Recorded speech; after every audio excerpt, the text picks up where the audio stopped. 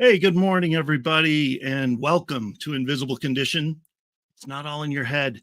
I'm your host, Jeff Pearson, and we around here, we want everyone with an invisible condition to know beyond the shadow of a doubt that you do have a voice, you do have a community, and you are never alone. The guest that I have today, I'm very excited to introduce you to. Lauren Perna is the CEO and lead writer of Lauren Perna Communications. That was almost a tongue twister there for a second. A New England-based firm that helps clients tell their story through content strategy and copywriting, which in this day and age, with as many business owners that are out there since the last few years, there have been so many popping up. So this is such a huge thing. Lauren is also an advocate for mental health awareness and care. She is an award-winning community leader recognized for her work as part of the Women's Business League. I totally lost my thought for a second there. She is also a chapter leader and founding member of the Chronic Boss Collective, which sounds really cool. We got to talk about that. And she's an elected town meeting member. So she's busy. She's got a lot going on. And she's doing some awesome things, and I want you to meet her. Let's bring her on here and see what's going on. Lauren, thank you so much for being here. Hello. Thank you so much for having me.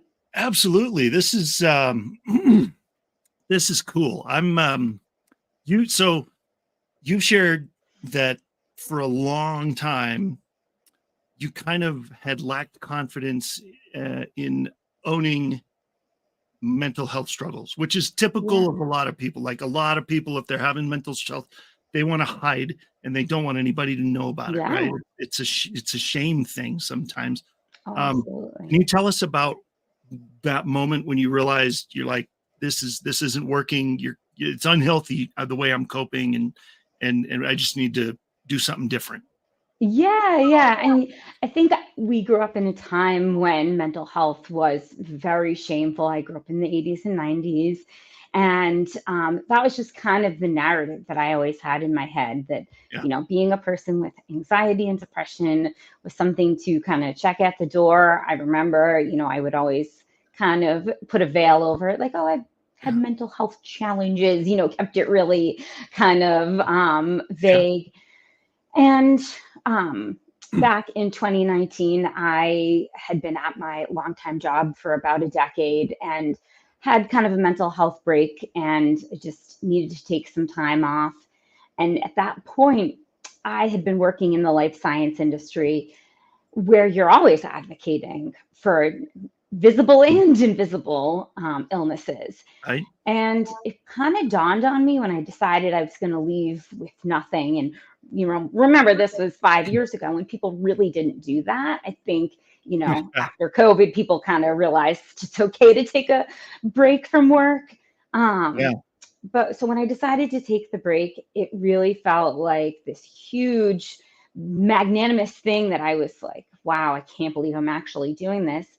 And then once I decided, it kind of dawned on me. I was like, oh my God, I have just spent the last decade advocating for all of these diseases and conditions and illnesses, from heart conditions to MS to CF to everything that you've heard about. Yet never once did I talk about depression, anxiety, all of the mental illnesses that I've been dealing with.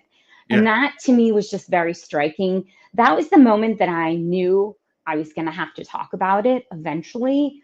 But I also knew I was not in the right frame of mind. I was still very much dealing with some mental health issues. So that was in 2019. I was like, one day, Lauren, you're going to talk about it. And I would say it took about 2 years, 2021. I started to feel more confident. At that point, I had my business for about a year, and I was feeling really good about myself. And it was May, which is Mental Health Month. Mm-hmm. And I was like, all right, I'm going to tell my story. So I wrote up my story on just like Medium and hit post, posted it to like my Facebook and Instagram and whatnot.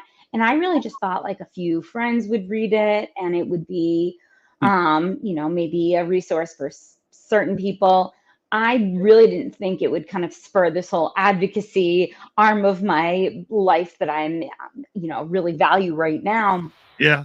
But once I started seeing the comments and the feedback and how many people are messaging me and saying, like, I'm so glad you started talking about this, I was like, oh, wow. So I would say that was the real mental shift when I realized, Nice. wow, I got to keep talking about that. That is the change we have to make. But don't be mistaken. That the morning after I hit post, like I had such a vulnerability hangover. I was, God, like, what have I done? But that quickly shifted once I actually opened Facebook and Medium and saw the comments, and they were all positive. No one wrote back and was like, wow, you should be ashamed you shared this. Everyone was like, thank you. Yeah. So that was kind of the moment for me. Nice. Well, and first and foremost, well done, because that takes a lot of courage. That takes a lot of, like, I know it took you a little time to ramp up to that, but the important thing is you did it, right? Exactly. So that's half the battle, is actually starting, right? Doing it, Yeah. And Exactly. so well done. Thank you. Yeah. And just to throw this out there for everybody watching in the audience, if you have questions for Lauren, if you have questions about mental health, if you have questions about anything she talks about in her story or what she's doing now, reach out. If you're watching on Facebook or YouTube or E360 TV or wherever you happen to, if this shit's shared later and you're watching on another platform somewhere, wherever you find it. In fact, I'm going to pop your QR code up here so it's easier for people to do that. People can communicate that way as well. Just pop a comment in there, and you don't have to get into specifics or any personal info if you don't want to, but just so she knows you want to talk, and she can reach out to you. And by the way, what are people going to find when they click on that, do that QR code to go to your website? Yeah, so that website goes right to my business. One of the things that I talk about a lot is how I started my business, and it's truly been the best thing for my mental health. Right. And that's something I talk about, to fellow entrepreneurs on stages and whatnot. It's really a huge part of my brand. But the main brand is Lauren Perna Communications. We help companies tell their story, as you said. I mainly work in life science, healthcare, those kind of industries. And the advocacy page is on laurenperna.com. So you can learn about all the ways we can help you as a fellow business or entrepreneur. And you can also learn a little bit more about me, as well as all the ways that I talk about mental health and my challenges and the ways I've overcome them. So, absolutely. Yeah, love it. So I'm just going to leave that up there for the show, and people can scan that and get in touch, because that's part of the reason we're here. So your career as an advocate, like advocating for others, medical condition, you were doing that, but you kept your own hidden. What was it like you were helping people, but you kind of had this unseen kind of veil over your story? I know. What was that like? That had to have been tough. I wrote a whole blog about this a Yeah. couple years ago, and my mom was like, "Oh my goodness, it was so descriptive," because I felt like wearing like a heavy parka in summer. Yeah. I felt like I was just constantly weighed down, like I was like walking through jello every day. I can't Oof. remember all the other analogies I used, but I used a lot of them. Yeah. Um, so it, it really felt like every day you had to put on this mask, go into Mm. work and put on a face. And I think because I, was had all these kind of emotional challenges, I shut my door a lot. Would go to the bathroom a lot to just Sure. trying to collect myself. And it just felt like, you're kind of living this double life almost. And of course, you Yeah. have people at work that you can confide in. But in general, the corporate world is still very much, check your problems at the door. So I think for Yeah. me, it just felt like, yeah, the best way I can describe it is wearing a winter coat in summer and walking through Jello. Like Yeah. you're Oof. just trudging through. You can make it, but it's not going to be nice. You're probably going to be a little sweaty. Yeah, a little bit, and it's Yeah, gonna be exhausting. I mean, that's exhausting, exactly. Exactly. and so, yeah, I can imagine. I I know. mean, if it I can imagine going into one of those stalls in the bathroom and just taking a nap for 10 minutes, just to Exactly. Yeah. Taking walks right? and yeah. Ugh. So, I mean, just coping with the anxiety and depression alone through, um well, and doing it through unhealthy means. I mean, you were doing it, Yeah. you were hiding it, you were trying not to show it, and which is not a healthy way to deal with it. You want to get it out there so No. you can get through it, right? And get on the other Exactly. side of it. So what finally got you to that point of just saying, that's it, I'm breaking out of this. We're gonna do it. Um, what was that? What was that That moment? moment, yeah. So, in dovetailing on what you said about unhealthy behaviors, I think the other thing too is that, like, unhealthy behavior breeds more unhealthy behavior. Yes. So I think not only was I hiding it, but I was also drinking more and just Mm, really, the things that I was doing to kind of supplement yeah, my lack of happiness really weren't healthy either, yeah, doom scrolling and, not really working out, all those kind of things yeah. just made for a very unhealthy Lauren. And I think what had happened was I had been at the job for a long time and I truly loved it, loved everybody I worked with. And that's really hard to make sense of in your head when you're feeling so unhappy and Yeah. depressed and anxious. Anxiety is kind of my base. So Mhm. that isn't as hard for me to kind of just trudge on, but the depression was just so bad. And I think it's very hard when you have that kind of juxtaposition of like, wow, this is my dream job. I love everybody I work with. I love what I'm doing. I've never felt more miserable. How does that happen? Um, Yeah. and I think I was in that kind of state for about a year. And I was Mm, trying to find other jobs, because in my mind, I was like, oh, it's the job, it's the job.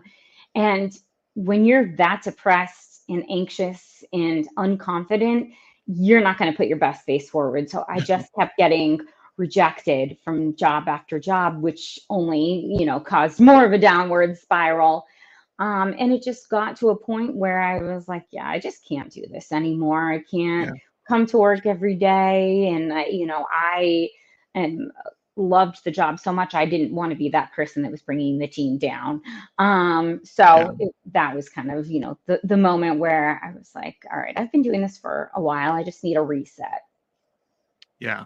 Well, good. I mean, and and that's another thing is you recognize that you needed a reset and Yeah. you Yeah. actually said, cut, I'm out. I need a reset. I got to do this, Yeah. you know. Not soon enough, Um, though. That's always my piece of advice to people is like, don't wait as long as I did. that is good advice because yes, once you're, it's kind of like when you're in it up to your eyebrows, it's too late, right? You got to do Yes. it. You got to do it when Yes. kind of when you see it coming off in the distance, which is really hard because nobody sees it when it's coming off in the distance most of the time. Yeah, I think So, they call it kind of like brownout, when you're yeah, starting to feel a little jaded and, things are bothering you more, whether it's at work or at home. yeah, That's like kind of the brownout before it becomes a burnout. right. And and it is important, like you said, it's important to recognize it when it's the brownout instead of the black. Exactly. 'Cause Exactly. that Yeah, could don't be. be like me. I know, yeah. Yeah, learn from Lauren's experience. That's why we're here. Exactly. Um, Exactly. yeah, I can relate. Not with the same symptoms, but I can relate. I did hold on to a gig that I was at. I was there for 12 years, and I held on a little longer than I probably than I should have. My wife was she was very encouraging about it, strongly encouraging.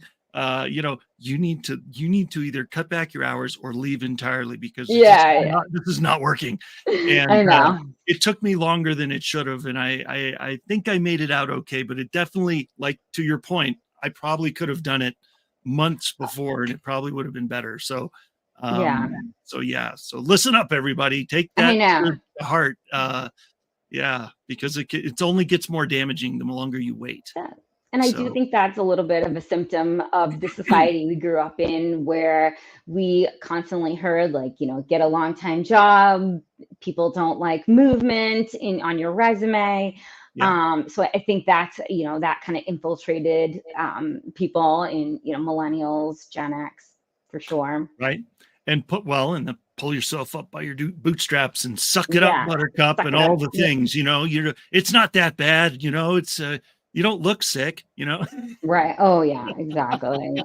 right? So Not check that the I've ever problems had at the that. door. Right. Yeah. Yeah. You don't look that bad. What's wrong with you? It can't be that bad. You're here, you're upright, you're out of the house, you're dressed, you Yeah. look nice. It can't be that bad. Right. Yeah. All the things. I'm sure you've heard them all, and so have I. Oh, yeah, it's brutal, and especially if you work for, a smaller company where, all hands on deck, or you work for like a global company where the regulations are tighter. There's really kind of no happy medium, but No. every type of company, every, size has kind of their own culture, and none of those cultures were ever Right. conducive to a person with an invisible, or really, I would argue, any condition, but Anything. Yeah. I mean, yeah, whether it's visible or not, if it's a struggle, yeah, yeah, it's true. I mean, just we're talking about invisible because that's our experience, your experience, my experience, but it could be anybody, it really that's could. in that Yeah, situation. So, yeah, it can be unhealthy no matter what. So, um, exactly. Yeah, it's unfortunate. so for sure. Well, I'll tell you what, we are a really good place for a break right now. So we're gonna go make the sponsors happy for a couple of minutes, and Sounds good. and we'll be right back. But on the other side of the break, we are going to be talking more with Lauren and sharing more about breakthroughs and some of the benefits of like owning your challenges and like Yeah. starting to because if you don't own them, you can't start working on them, right? So Yes. yeah, so we'll talk about that on the other side of the break. Awesome. Thank you, Lauren, Of course. and we'll see everybody on the other side. Stick around.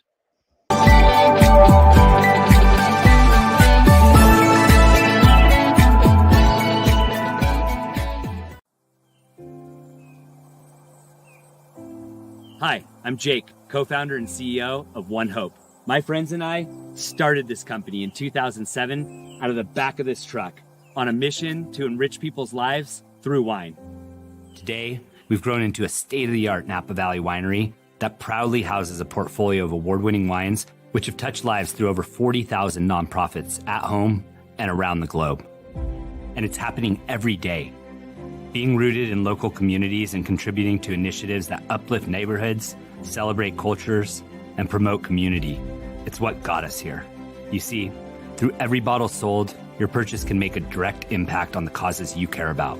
One Hope's cause of choice has given back over $10 million and counting. Hey there, You know, every time someone comes into your business or website and uses their card to pay, a percentage of that gets folded back into the system. But it can go to Hydro with Hope instead. If you'd like your business to support us rather than feed back into the system, scan the QR code and we'll show you how to do that while saving your business money.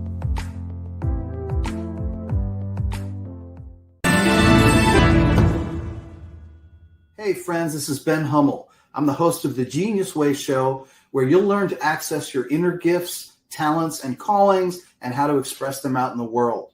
Join me here each Sunday at noon Pacific time on the Achieve TV network, right here on E360 TV.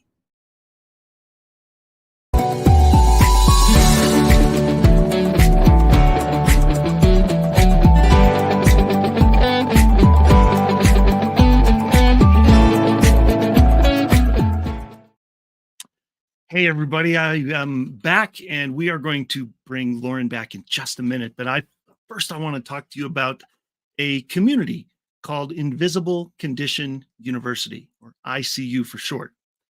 Invisible Condition University is something that I wish I would have had 10 years ago. I've had 4 brain surgeries and 2 other surgeries in the last 10 years. And I tell you what, every time I had to have surgery, my wife and family were mostly on their own without anybody to help. Once you leave that hospital, you're on your own. And that's why Catherine and I, my wife, Catherine and I created ICU.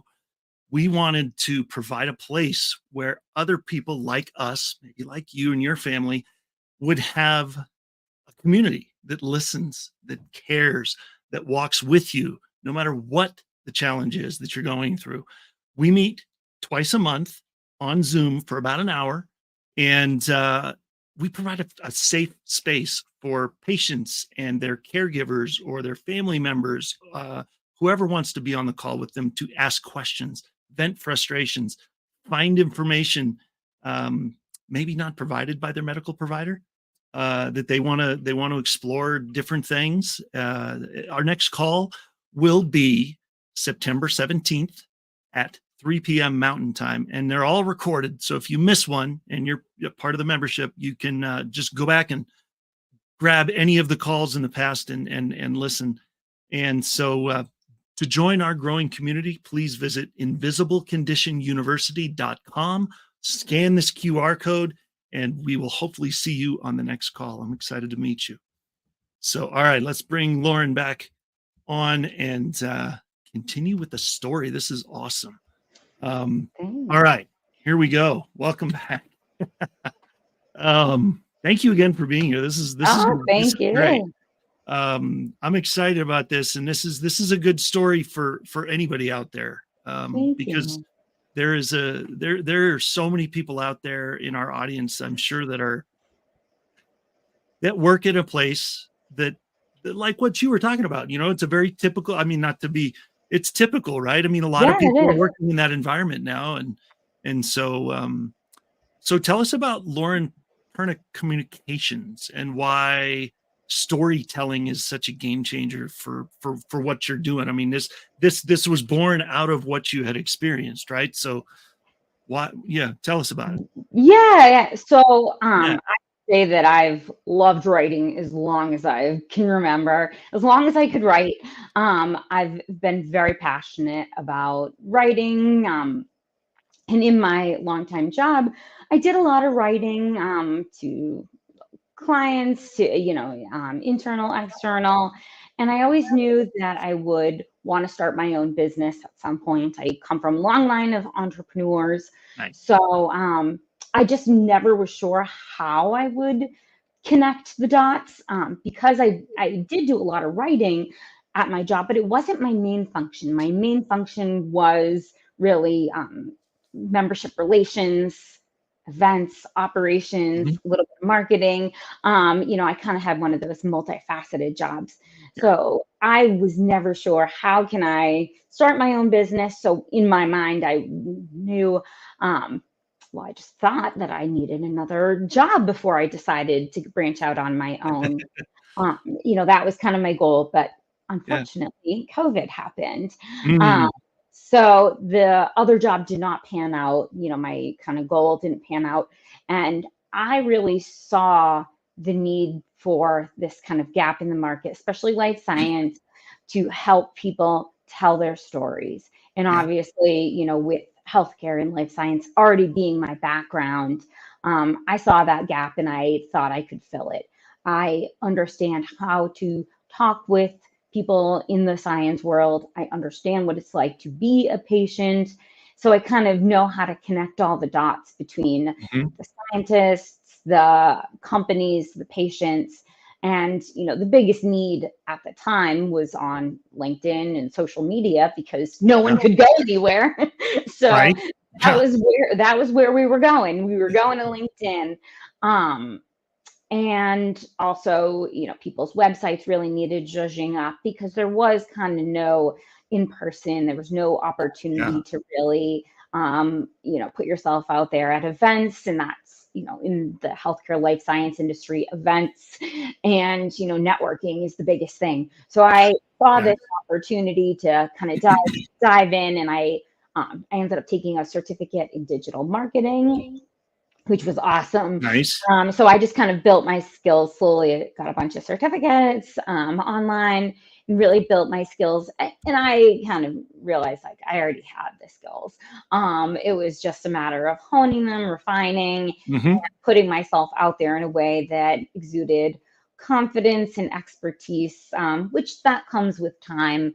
But I knew there was no one better to tell these stories of companies Right. working towards saving lives and supporting life science companies and supporting patients than me, someone who had worked in the industry, who had a myriad of experience because the company I had worked for was a support company, a support nonprofit. Yeah. So I wasn't tuned into just one specific therapeutic area. I had a lot of knowledge across the industry. And I also knew what it was like to want to tell my own story and to Yes. be a patient and be able to tell my story. Those things kind of all happened within the same general time frame. I started the business in 2020, told my story in 2021, and I think kind of the marriage of those two only strengthened my business, and it strengthened my personal brand too. Yeah. When you are a solopreneur, as I was when I first started, you are your brand. So being able to say, I help your company tell your story by telling, and I have expertise in telling my own, I'm really proving that not only can I do this because this is my professional background, but it's also, my personal passion. And I think people really appreciate that. And they see me on LinkedIn, they see me online sharing my story constantly. So I Yeah. think that Yeah. that really kind of, it was a good marriage of my personal and my professional brand and experience. Yeah. No, it's huge. And to be able to do it on, I mean, you kind of had no choice when COVID Oh my hit, God, right? I know.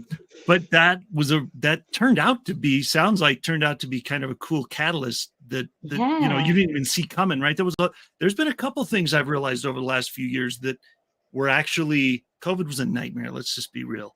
COVID was an Yeah. absolute nightmare that turned It everybody really on their was. head. Yeah. But so a couple of really cool things came out of it, and that was one of with that kind of All the businesses. Yeah. approach. Yeah. And getting us online and Zoom calls and all that. I mean, there's so much networking now that's online that can take place Yeah. anywhere in the world. It Yeah. was never a thing before, and now we're the world is so much smaller now because of all these tools, and so it's pretty cool. Yeah, and I think COVID did help mental health, astronomically. It has Yeah. really shifted how people feel about mental health. They kind of realize the implications of isolation and, family stress. So Yeah. I feel like definitely COVID was great for that. Yeah. It's unfortunate it took something like that to get there, but Oh, and you there were know, some negative effects to COVID too, but that was some of the yes, positives. We're focusing on yeah, the positive here. So, exactly. so and you kind of touched on this, but your blog, the Mentally Fit Founder, kind of dives a little deeper into your personal experience, right? Because that's what Yeah. we're talking about that a little bit too, with anxiety and depression. And So Yes. what inspired you to, like, you started writing this? I mean, I knew you love to write, but why would you start writing about was this part of that revelation? Like, hey, we got to get this out there. And you started writing about your mental health and No. how, right? I mean, or was I it kind of a know. struggle to start that? I mean, No, so it's a struggle to write about yourself when you write for other people on a it's daily true. basis. And my business coach was like, Lauren, please write about your mental health stuff. Because I would just do it like in fits and spurts. Yeah. And I would just throw it on Medium, which is a fine platform, Sure. but I don't have a following there. So what I ended up doing was starting a newsletter on LinkedIn. So I'm There on you go. LinkedIn every day. That is my platform of choice. I committed to once a month, and it felt like a much more like attainable goal. Lauren, write about mental health once a month. And I did not put on myself the need to write a complete blog every single month. So I try to do a blog or a little bit of a blog and then some resources and some Yeah. tips and tools. So I try to make it very much a resource, because as much as I'm happy to share my story, I know what people are really looking for is those like, well, how do I, do this? Where can I find these Yeah. tools? So I try to make it as much of a resource and a story as possible. And that makes it much more attainable too, because I don't feel like I have to spill my guts every day or, and I only do it once a Okay. month, because I think that is, again, an attainable goal. And who knows, maybe I'll do it more as I gain momentum. But Mhm. that has, that's been awesome. I love that newsletter. And then if I do write more blog-based things, I can either throw it on Medium and then link it in the newsletter. But if I don't feel that like guilt of like, oh no, she didn't write a blog today. Yeah, no, that is definitely a built-in thing with social media sometimes, because it's like you have to post every day, and some platforms it's like you have to post 5-10 times a day, and if you want to be blah blah blah, fill in the blank. So that's a lot of pressure that people put on themselves, even with stuff like CRMs and social media calendars and planners and stuff. It gets still a lot of work. You still have to do the work. So you do, especially if it's personal. I have a bunch of contractors that help me. They're my writers, graphic designers, operations. Nice. I can have my team handle the Lauren Perna comms content. I can have them help me with the client work. They can't write the Mentally Fit Founder stuff.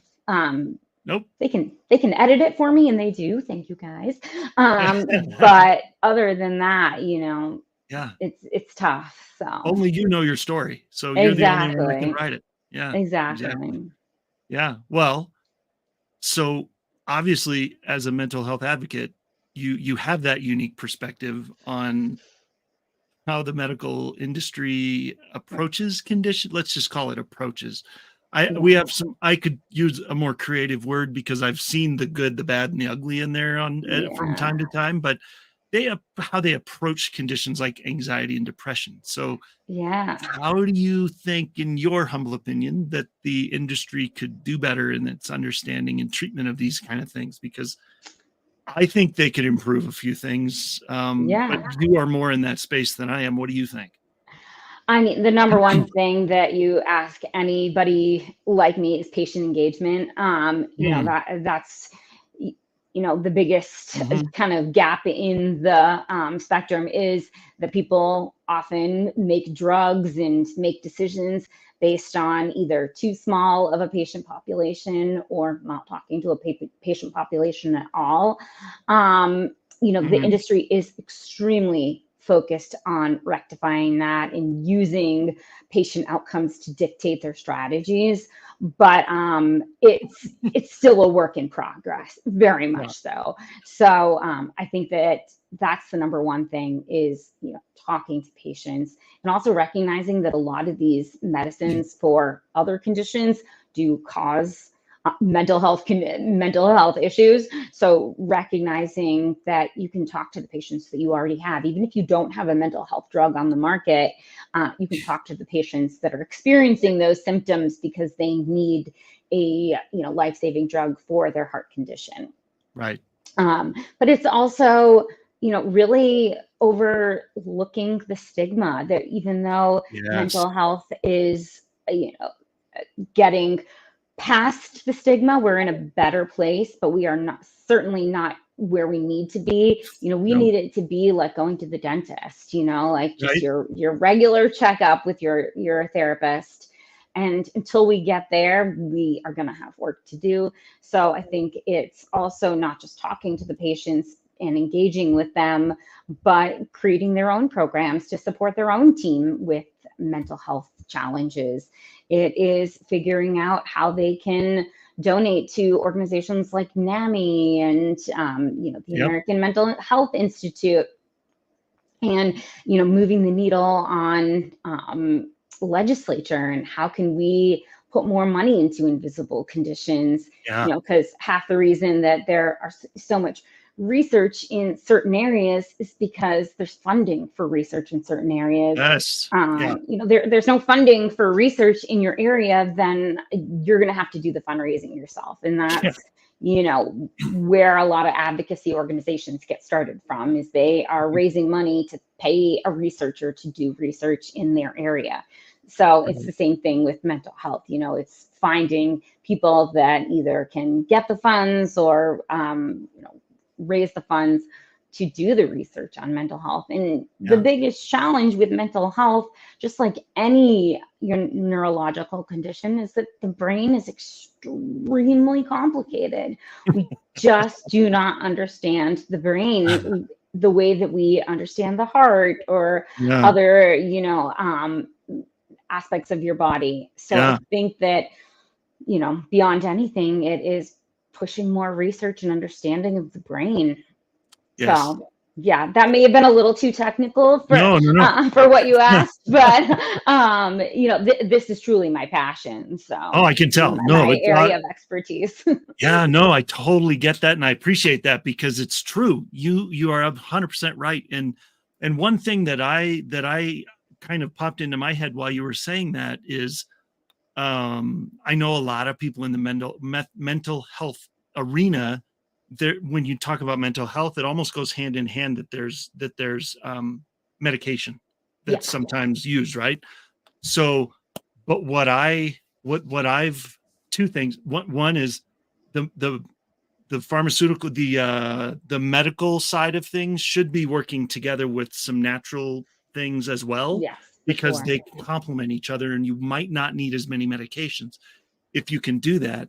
And sometimes you need them, but if you can avoid them, that's usually better, because if you start taking too many and different doctors are prescribing them from different directions, they don't always talk. And so you might get adverse effects just from the combination of medications. And so it's such a big bite to bite off. We could be here for a whole another episode about that. I know we could. It's very frustrating. It's crazy. So I love you probably feel like you're a small fish in a big pond with this, because this is such a huge topic, but you got to start there. You got to start somewhere.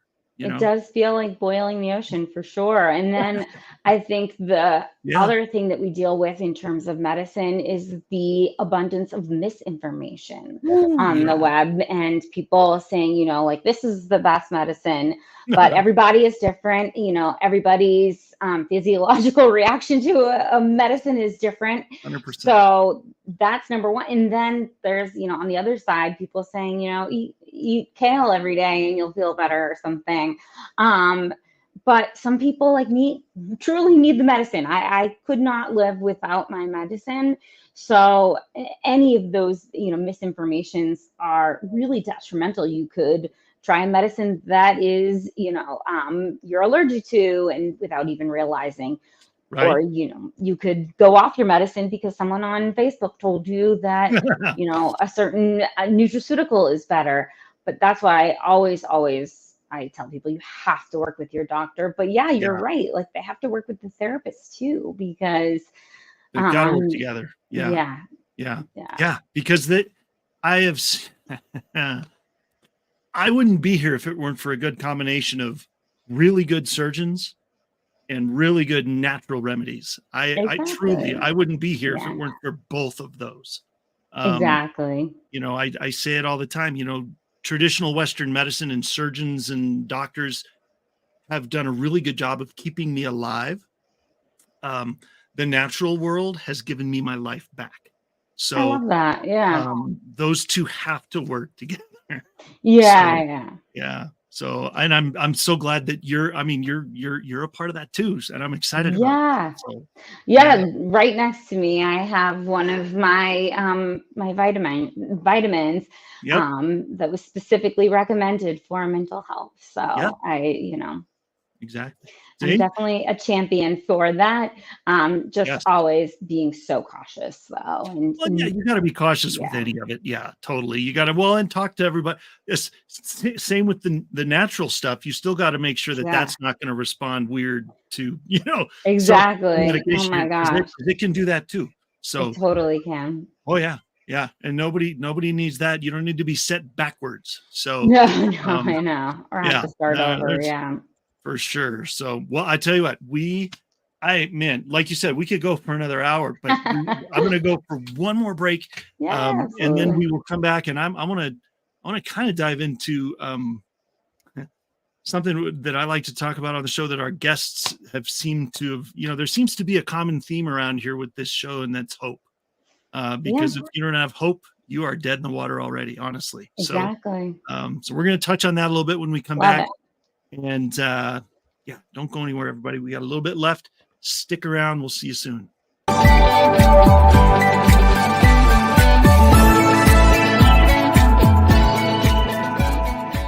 In a world where office workers typically receive 130 daily emails and have an 8-second attention span, CoreCentrica, with her 4 decades of international marketing experience, has partnered with the Learning Code Institute and their 30 years of neuroscientific research.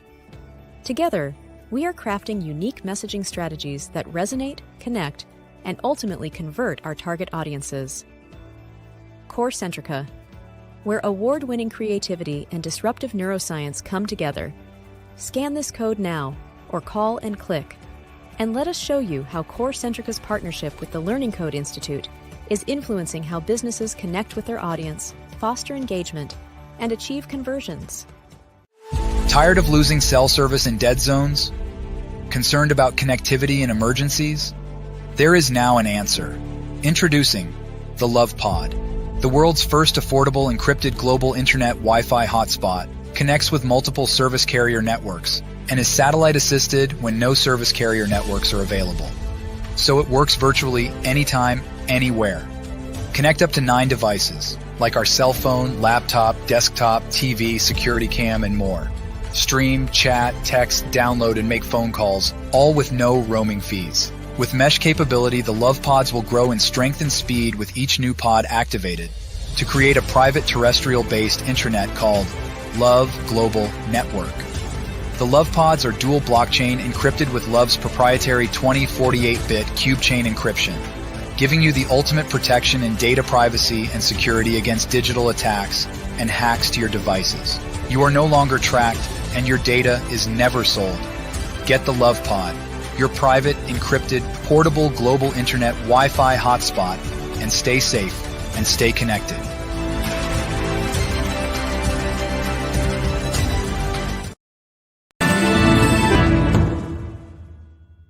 Hey, how you doing? My name is Greg Russell. I'm the host of TechnologyTuesday.com. You can find us on the Conscious Business TV network every Tuesday at 2 p.m. Eastern Standard Time for the latest resources to help you make more money in your business. Join us on E360 TV. Come on.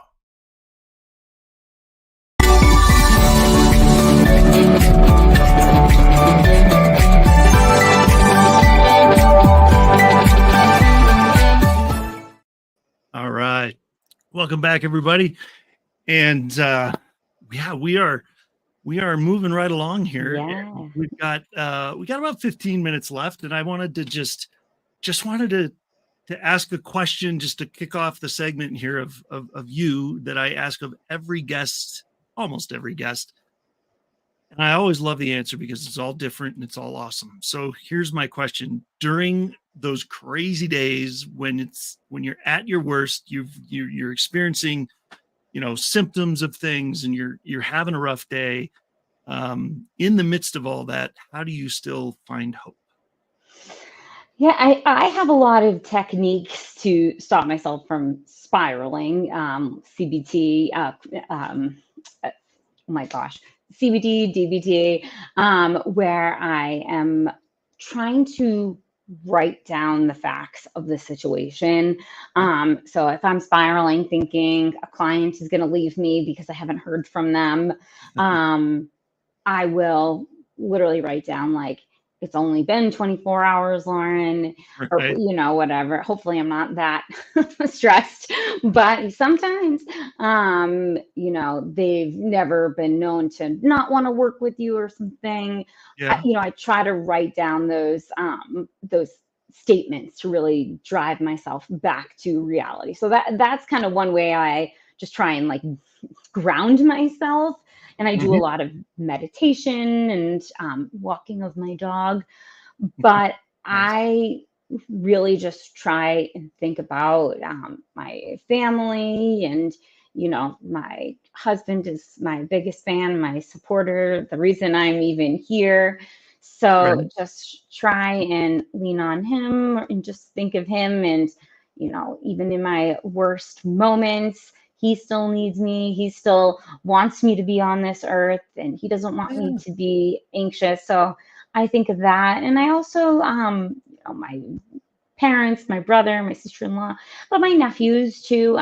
They are 3 and 7. And, I want to be setting a good example and show them that, when times are tough, there is hope. You can get through it.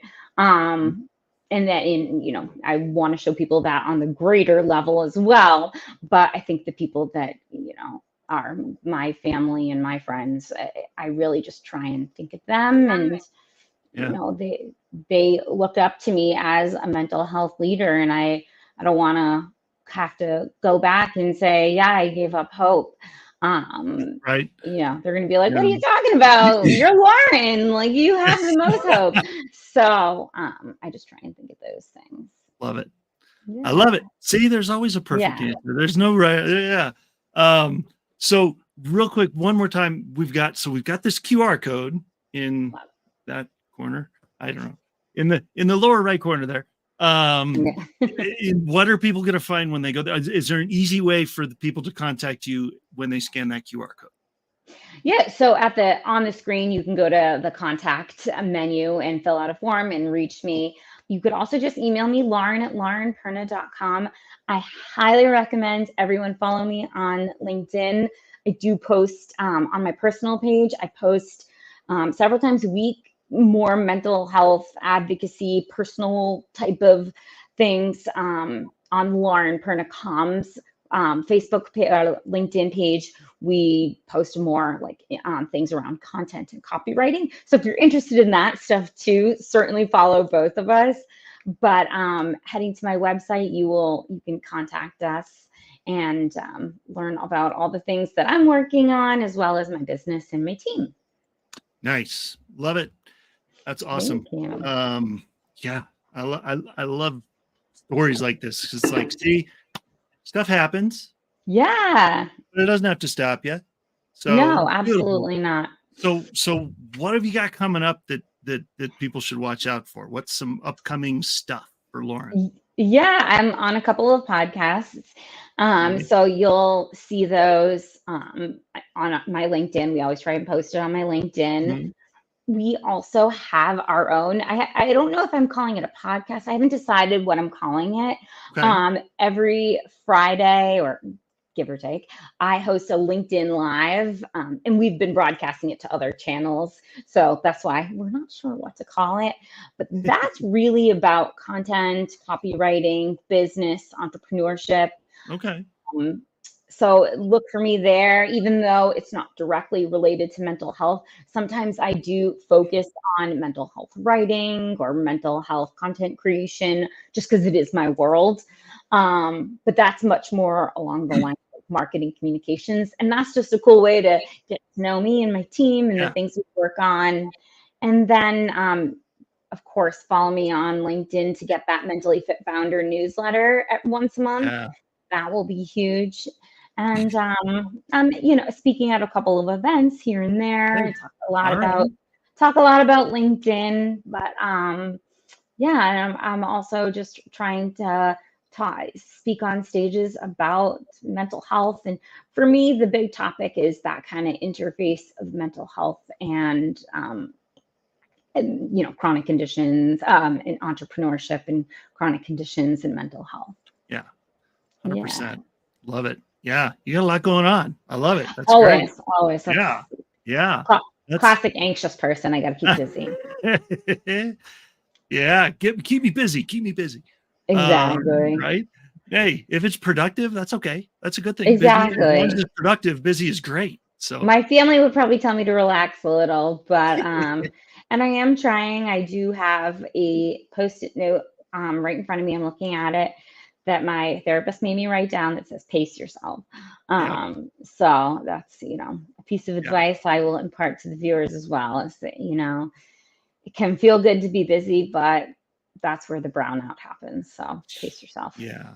Well, and one thing that a mentor that my wife and I are working with right now in the business world would say is it's all one life. You don't have, there is no such thing. I mean, people try to segregate it and separate it and all the things, but really your life is all one life. And so you go on vacation, but you still bring your laptop, right? Or there's no such thing as separate anymore. And so you do the best you can to make that one life, craft it the way you want it to look. And then you don't feel like you're, I have to do this work, or I have to do this meeting. Yeah. It's all part of your one life that you've created that you want. And so you're creating it the way you want it to be. Because it's not a job. It's not a burden if you enjoy doing it. So and ultimately that's why I went into entrepreneurship, because my anxiety and depression is a big part of me, and I want to make sure that I am curating a life that I feel most, where I can be the happiest and have the most flexibility and boundary setting for me. And that's where, for me, entrepreneurship is that answer. And I do think for a lot of anxious and depressed people, and people kind of neuroatypical people, that is the solution, that entrepreneurship or flexible working. But it's certainly not for everybody. It's not for the faint of heart. But no, it's definitely not for everybody. But and by the way, you said neurotypical, and then the other one you said I had a guest on that calls the neurodivergent. But she had a really good term. She said neurospicy. Yes, I know that is a good one. I love that term. That's awesome. Yes, I know neurodivergent, neuroatypical, neurospicy. I like it all. But I think a lot of people that and invisible conditions, the whole spectrum, like that flexibility, because it is a little harder to prove yourself. As you said, even though we are making beautiful changes in this world, there is still a difference between going in with an anxiety attack and a broken leg. It's just the truth. So. Yeah, exactly. And I'm so glad that people are coming around. I mean, in the last 5-10 years, this has gotten so much attention that you're right. It's not as hard of a world to navigate in that respect now as it was 10 or 20 years ago. Exactly. People are finally waking up to the fact that it's a thing. I love, but for me, I just try to embrace all of it. It's it's a part of me. It's the reason I'm so retentive. It's the reason that I am so caring with my clients, and it's the reason that I have a lot of empathy. So I just try and harness my mental illnesses for good and recognize your superpower. Exactly. That's awesome. Well, hey, Lauren, I wish we had another hour, but we don't. No worries. This is amazing. we are about out of time, but perfect. Thank you so much for being here and telling your story and just getting, and thank you for deciding that you wanted to tell your story, because that's the first step. So I appreciate you being here. Thank you. And thank you so much. Absolutely.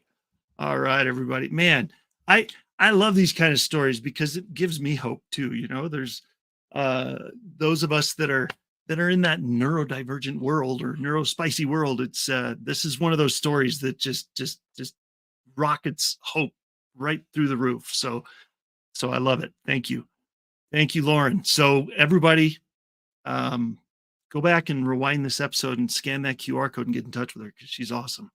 So in the meantime, thank you for being here. If this is your first episode you've ever seen, thank you. We're so glad you're here.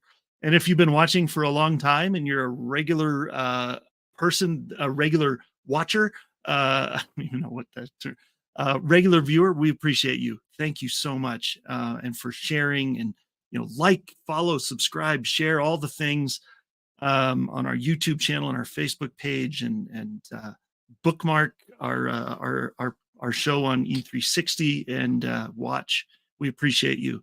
Join me for the next show, which will be Friday, September 13th, for another amazing guest with a wonderful story. And I will look forward to seeing you there.